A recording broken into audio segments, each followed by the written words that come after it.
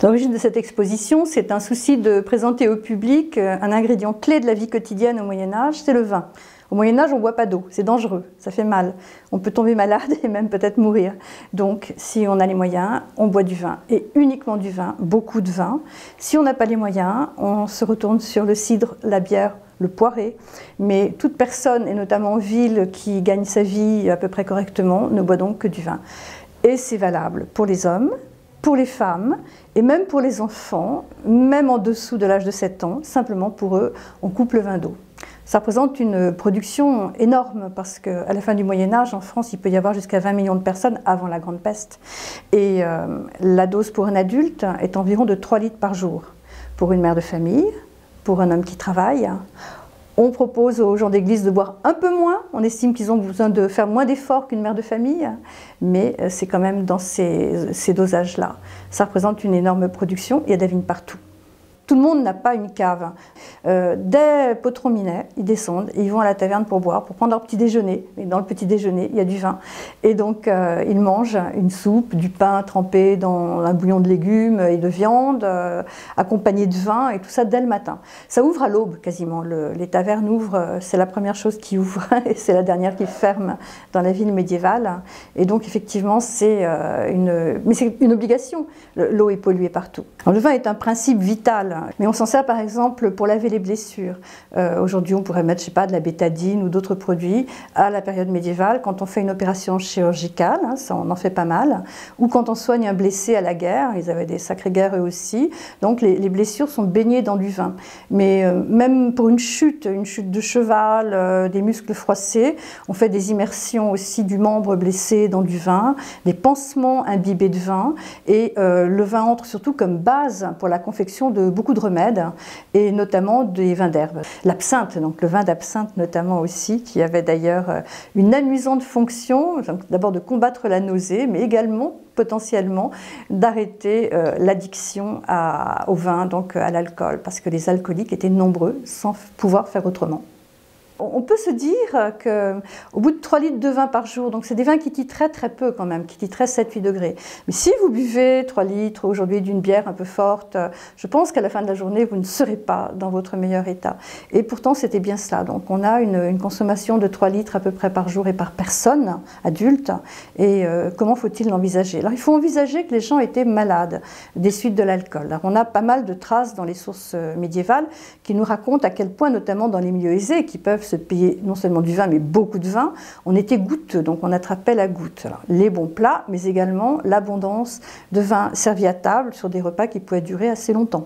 Un repas de fête, c'est plusieurs heures, ça se termine tard dans la nuit, ce sont des choses où on ne cesse de manger et de boire. Par ailleurs, il y a l'alcoolisme chronique qui frappe déjà les populations, et d'ailleurs tout à fait remarquable, il existe encore des portraits d'alcooliques chroniques qu'on peut retrouver au XVe siècle, dans la peinture, dans les portraits, quand se développe l'art du portrait, mais également, à partir du début du XVIe siècle, sur les illustrations des pots de pharmacie. Donc on commence à voir ces horribles, ces calamités dues donc à l'ingestion excessive de vin, avec des déformations de la tête, des plaques qui envahissent les joues, le nez qui se déforme, qui se transforme en bulbe ou en balle de ping-pong littéralement. Et donc ça a assez frappé les contemporains pour que ce soit représenté par les artistes. Et donc alcoolisme léger, donc ivresse légère à la fin de la journée, ou alcoolisme chronique, oui, c'est un peu comme ça qu'il faut envisager le paysage médiéval. Il existe une hiérarchie entre les régions pour la production, puisque certains vins passent pour meilleurs que d'autres, au point même qu'un long poème a été consacré à une bataille des vins qui justement compare les différents crus, en parle en terminologique et montre quels sont les meilleurs vins, Beaune bien sûr, mais en réalité effectivement il y a du vin absolument partout et la majorité des gens boivent le vin qui pousse simplement, les vignes qui poussent dans leur région.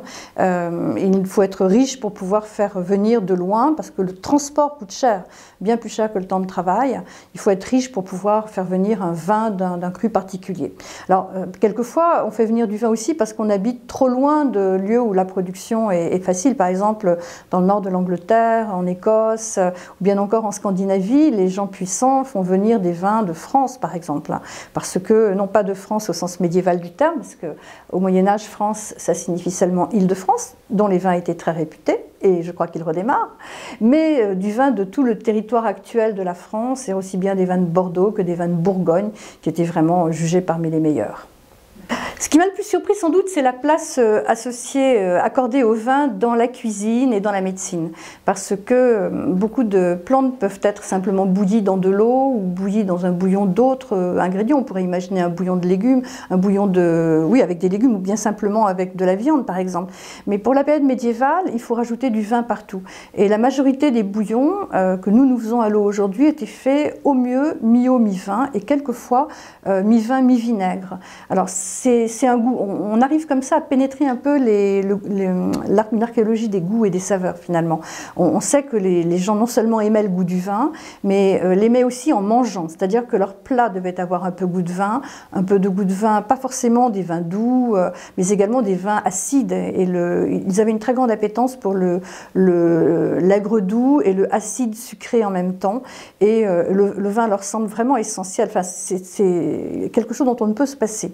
Donc on aurait pu faire les mêmes préparations et nous ne le ferions maintenant qu'avec de l'eau, mais à cette période-là, on ne pouvait pas s'en passer conceptuellement. Donc de l'idée d'insérer, de mettre du vin, d'instiller du vin partout.